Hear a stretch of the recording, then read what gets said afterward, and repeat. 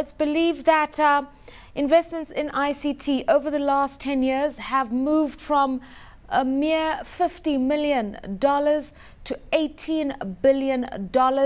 What's the impact on the economy? Because when we look at GDP, we know ICT is beginning to be a significant contributor, but it seems as though it's not really performing at optimum level. Thank you. You're absolutely right. Investment in IT has improved over the years, but contribution to GDP is low. Contribution to market capitalization on the stock exchange is equally low. And there are quite a number of reasons for this. Largely one, because of the limited skills for complex IT system delivery in Nigeria.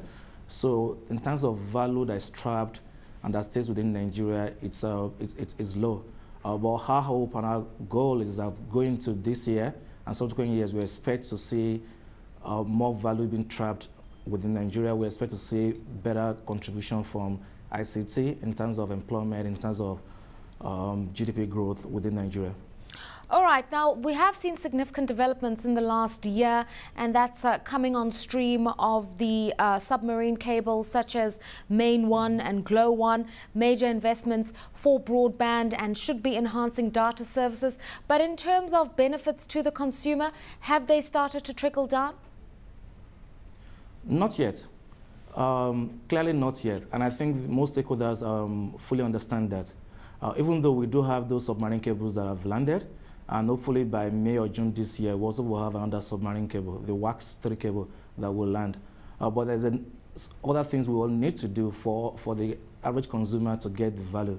He did raise an important thing at the very onset, and that is the fact that there is a big need to come up with a more sustainable financing model for ICT in Nigeria, and one of those being getting operators to list on the Nigerian Stock Exchange. How could we, or how could the Nigerian authorities fast-track that process? How could they fast? Well, I think then, look, there are a number of things which can be done. One, you have to prove that you have a sustainable business over time.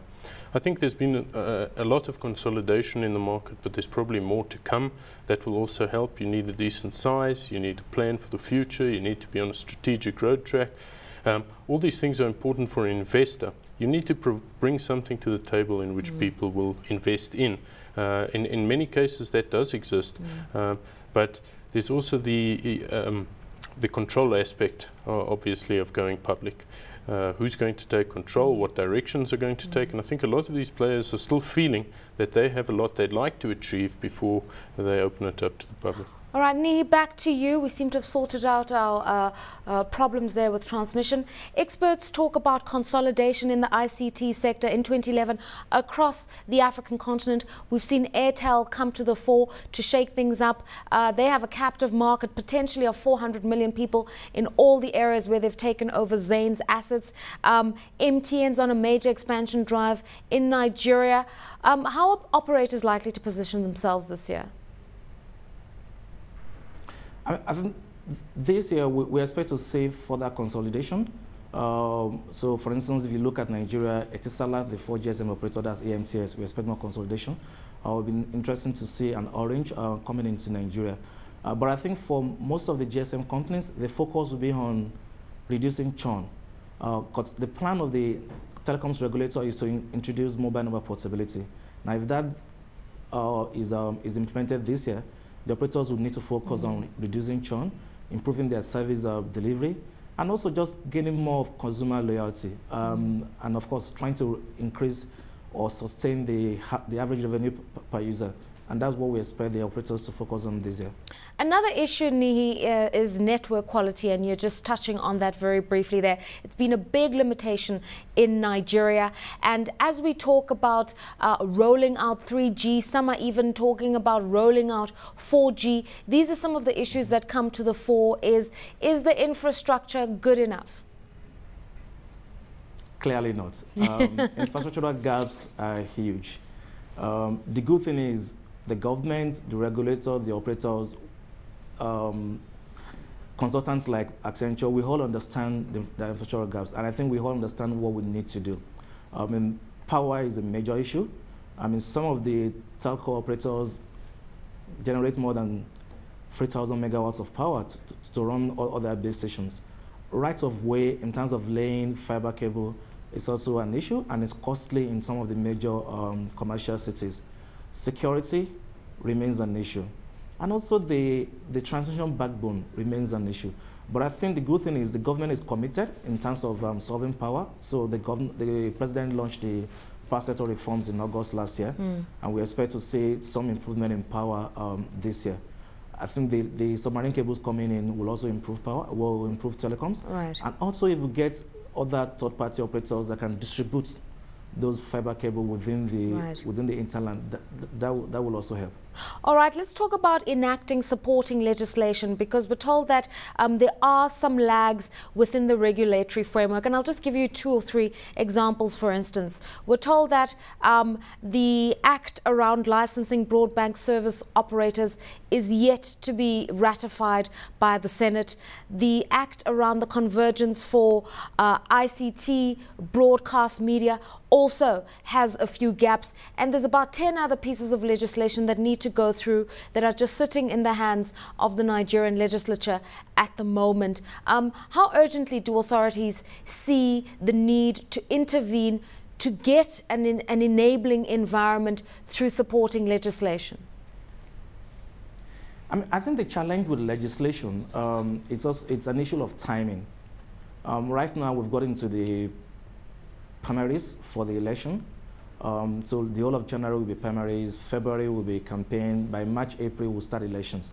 I think people in the National Assembly, everybody right now is focused on politicking, on elections.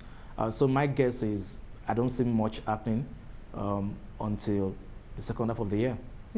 Okay, and then another gap is rural telephony. We seem to be focused on the urban consumer, but there's a whole constituency in Nigeria that seems to be left behind. Yes, the whole issue of rural telephony. I'm aware the National Communications Commission has about 2 projects focused on rural telephony. But I think beyond that, it's really just putting in place the necessary incentives to incentivize the operators to provide rural telephony. So sometimes last year, one of the telcos with Huawei launched a rural telephony contract, as a rural telephony project. So I expect there will be more focus on the rural area. And also from a competition point of view, if all the telcos are focused on the commercial cities, if they need to increase their subscriber capacity, the volume, then clearly that will push them to go further into the internet. So of necessity, I expect to see more movement and more telephony in the rural area. Okay, I'm going to ask Frank to comment here. In terms of regulation, I've mentioned some of the limitations, but we're also told that not enough has been done to foster PPPs or public-private partnerships, and basically the approach is leave it to the devices of the market, and those who want to enter the space will enter the space, and government will partner when they feel the need to do so. Does the government need to drive the vision here? Well, I don't think that. I think the market naturally goes through different cycles. The initial cycle, there's a lot of initiative, small businesses entering the market. Over time, however, as the market matures, there's consolidation, there's more of a shared vision, there's competition for what works, for business, etc. So as far as providing a vision is concerned, that's not important. However, government involvement in the ICT sector is also quite important, accessing areas that wouldn't get access purely on commercial grounds. And these type of things. Generally, ICT is a lucky sector because PPPs work well there. The return on investments are generally much better than other areas of infrastructural development. And we've seen that generally to this date. ICT gets a good share. Right.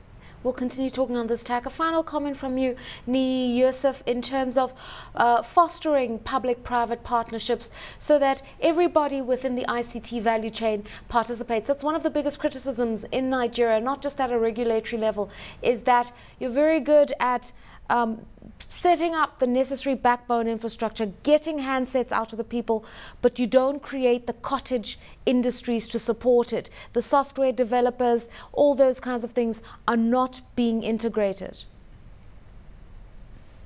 You're right. And it's unfortunate, because if you understand, the average Nigerian has a very entrepreneurial mindset. If you look at the computer village in Ikeja, Lagos, that shows you what the average Nigerian can do.